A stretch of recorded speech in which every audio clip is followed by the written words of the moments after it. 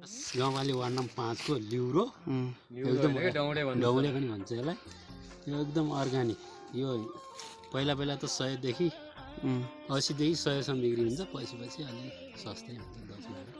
यो यस्तै जङ्गलहरूमा पाइने भयो न। यो जङ्गलमा प्रशस्तै छ खोला। कति जति बेच्छन् यहाँको मान्छेहरूले? यहाँको मान्छेले यता भालखोला साइडमा त एक घरकैले लगभग 50 देखि 1 लाखसम्म बेच्छन् होइन। के छ अनि यो सबैलाई टिप्न दिनुहुन्छ कि सामुदायिक वनबाट के गर्नुभएको?